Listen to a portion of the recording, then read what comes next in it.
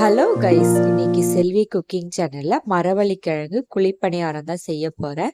இது ரொம்ப டேஸ்டா இருக்கும். செய்யறது ரொம்ப சிம்பிள். வாங்க இது எப்படி செய்யறதுன்னு பார்க்கலாம். ஒரு கிளாஸ் இட்லி அரிசி எடுத்திருக்கேன், புழுங்கல் அரிசி. இதை வாஷ் பண்ணிட்டு தண்ணி ஊற்றி ஊற வச்சுக்கலாம். இப்போ காட்டியிருக்கல இந்த கிளாஸால ஒரு கிளாஸ் இட்லி அரிசி எடுத்திருக்கேன். 2 மணி நேரம் ஊறுனா போதும். மரவள்ளிக்கிழங்கு தோலெல்லாம் செத்திட்டு இந்த மாதிரி கட் பண்ணி வச்சிருக்கேன்.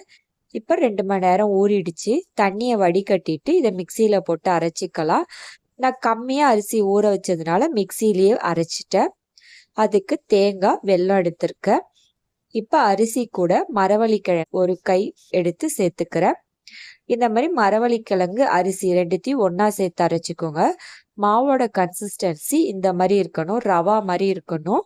நல்லா திக்காக அரைச்சிக்கோங்க. தண்ணி ஊற்றி அரைச்சிடாதீங்க. வெல்லம் போட்டு கரைக்கிறப்ப மாவு அப்புறம் தண்ணியாயிடும். நீங்கள் ஃபர்ஸ்டே தண்ணியை அரைச்சிட்டிங்கன்னா. இனிப்பு எடுத்து கொடுக்கறதுக்காக உப்பு சேர்த்துக்கிறேன்.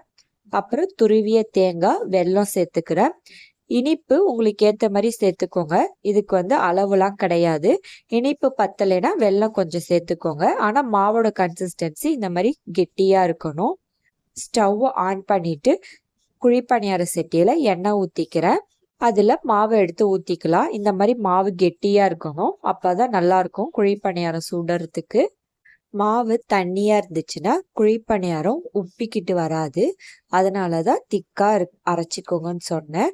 தண்ணி லைட்டாக தளிச்சிக்கோங்க, அதிகமாக ஊற்றி அரைச்சிடாதீங்க. இப்போ 2 சைடும் ஃப்ரை பண்ணி எடுத்துக்கலாம். இதுவே நெய் ஊற்றி சுடுறனாலும் நெய் ஊற்றி சுட்டுக்கலாம், இன்னும் நல்லா டேஸ்ட்டாக இருக்கும். நான் நல்லெண்ணெய் ஊற்றி சுட்டுருக்கேன். இதுவே தேங்காய் துருவி போடாமல் சின்ன சின்ன பீஸாக மாவில் கட் பண்ணி போட்டு கூட சுடலாம், நல்லா டேஸ்ட்டாக இருக்கும். வாசனைக்காக ஏலக்காய் தூள் பிடிக்கிறவங்க ஏலக்காய் தூள் சேர்த்துக்கோங்க. நான் ஏலக்காய் எதுவும் சேர்க்காம தான் சுட்டுருக்கேன். இப்போ செகண்ட் பேட்ச் ஊற்றிக்கிறேன், இதுவும் சுட்டுக்கலாம். ஒரு கிளாஸ் அரிசிக்கு 22 குழிப்பணியாரம் வந்துச்சு. இப்போ ஸ்கூல் டேஸில் குழந்தைங்களுக்கு ஈவினிங் செஞ்சு கொடுக்கறதுக்கு ஒரு சிம்பிளான ஸ்நாக் ரெசிபியாக இருக்கும். டேஸ்ட்டும் நல்லாயிருக்கும். இப்போ 2 சைடும் குக் ஆகிடுச்சு. இதை எடுத்து ஒரு பிளேட்டில் வச்சுட்டு சர்வ் பண்ணணும். ட்ரை பண்ணி பாருங்கள். இந்த வீடியோ பிடிச்சிருந்தா லைக் பண்ணுங்கள், ஷேர் பண்ணுங்கள், சப்ஸ்கிரைப் பண்ணுங்கள். உங்களுக்கு நோட்டிஃபிகேஷன் வரணும்னா பெல் ஐக்கானை கிளிக் பண்ணுங்கள். தேங்க்யூ.